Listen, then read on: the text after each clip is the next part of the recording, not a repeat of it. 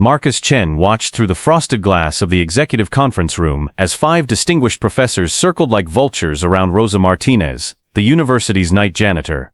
She was on her knees, carefully collecting the scattered papers from an accidentally overturned briefcase, her weathered hands moving with practiced efficiency. Perhaps maintenance staff should wait until after hours to clean these areas, Professor Eleanor Whitfield remarked, her voice dripping with false concern. It would prevent such unfortunate incidents. Rosa, 32, had been cleaning the hallways of Preston University for only 4 months, but she had already become a lifeline for Marcus's 8-year-old son, Oliver, who struggled with severe dyslexia and social anxiety following his mother's death from cancer 2 years prior. What the 5 academics competing for the position of Dean of Education and, more importantly, to become Marcus Chen's new wife, didn't realize was that their every condescending glance, every whispered insult, every calculated humiliation, was being witnessed by someone whose judgment would determine their fate.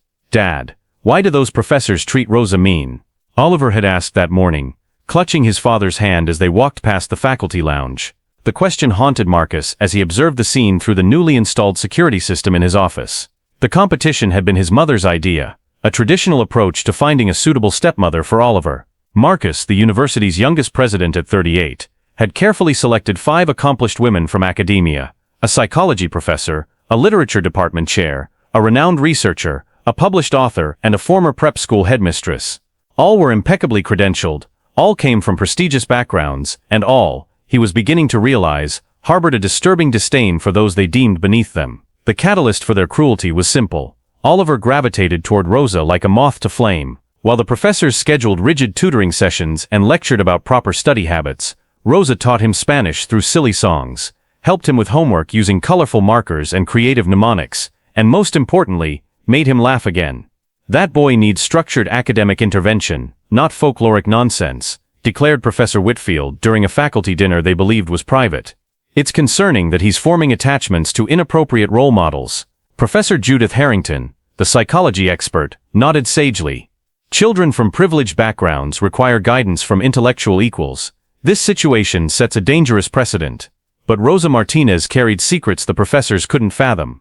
Behind her modest demeanor lay a woman who had graduated summa cum laude from UCLA before family circumstances forced her to abandon her PhD in child development. Every night she cleaned. She carried textbooks in her cart, studying between floors, determined to return to academia when her younger siblings finished school. "The child clearly has attachment issues," Professor Margaret Stone observed one afternoon, watching Oliver excitedly show Rosa his improved test score. "He's substituting a maternal figure with someone entirely unsuitable for his social development." Rosa heard every word as she emptied the waste baskets, her expression neutral. She had learned long ago that dignity wasn't about responding to every insult, it was about choosing your battles wisely. The morning everything changed began like any other. Professor Whitfield convened an emergency meeting with her fellow competitors in the oak-paneled faculty conference room.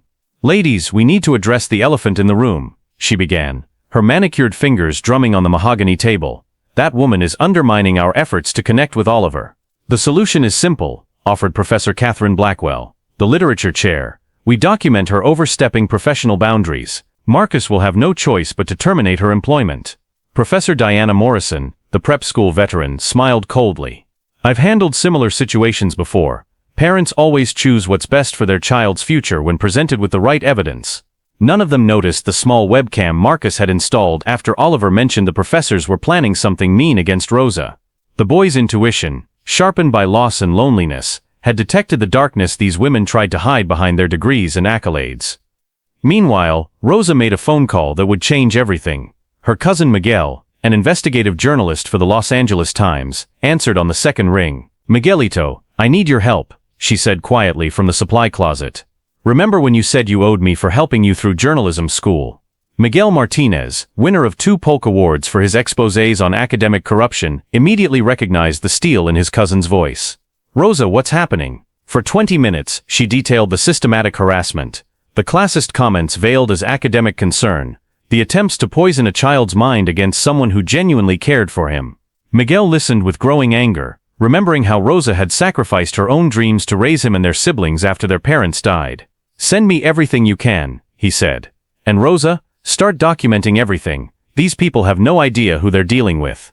Over the next 3 days, Miguel's network of contacts uncovered a web of academic misconduct that would make headlines. Professor Whitfield had been quietly dismissed from 2 previous universities for falsifying research data. Professor Harrington was under investigation for inappropriate relationships with graduate students. Professor Stone had plagiarized significant portions of her acclaimed book. Professor Blackwell had embezzled department funds meant for minority scholarships. Professor Morrison had covered up bullying scandals at 3 elite prep schools. As Miguel gathered ammunition, the professors escalated their campaign. They planted Oliver's favorite calculator in Rosa's locker, then discovered it during a staged search. "Oliver, sweetheart," Professor Whitfield said with practiced concern, "we found your calculator in Rosa's things. Did you give it to her?" Oliver shook his head, confusion clouding his features. "No, I left it in my backpack. Sometimes people take things that don't belong to them," Professor Harrington added, her voice honeyed with false sympathy. "It's important to be careful who we trust." But Rosa's response revealed a wisdom forged in harder fires than these women had ever faced. "Oliver," she said calmly, kneeling to his level, "sometimes when people are afraid, they do things that don't make sense. What matters is what you know in your heart to be true." Marcus watched this exchange from his office, his jaw clenched. The dignity Rosa displayed in the face of such calculated cruelty moved him in ways he hadn't expected. Here was a woman being systematically destroyed, yet she chose to protect his son's innocence rather than defend herself. That evening, Rosa made another call, this one to Dr. Elena Rodriguez, her former professor and mentor at UCLA. "Elena, I need a professional assessment of a child I've been working with. It's urgent." Dr. Elena Rodriguez, her former professor and mentor at UCLA. "Elena, I need a professional assessment of a child I've been working with. It's urgent." Dr. Elena Rodriguez, her former professor and mentor at UCLA. Rodriguez, now head of the National Association for Child Development, understood immediately. "Is this about protecting a child or protecting yourself?" "Both," Rosa admitted. "But the child comes first." The final confrontation came on a Thursday afternoon. Marcus had called all parties to the university's boardroom, its walls lined with portraits of past presidents. The 5 professors entered confident, certain their documented evidence would seal Rosa's fate. "Ladies," Marcus began, his voice steady, "I've called this meeting to discuss your concerns about Ms. Martinez." Finally, Professor Whitfield sighed dramatically. "We've been so worried about Oliver's well-being." "Have you?" Marcus asked, clicking a remote. The screen behind him illuminated with security footage. "Because what I see is 5 educated women systematically harassing an employee because a child prefers her company." The room erupted. "This is entrapment," Professor Stone shouted. Actually, a new voice interjected from the doorway. "It's evidence." Miguel Martinez entered, followed by Dr. Rodriguez and 3 members of the university board.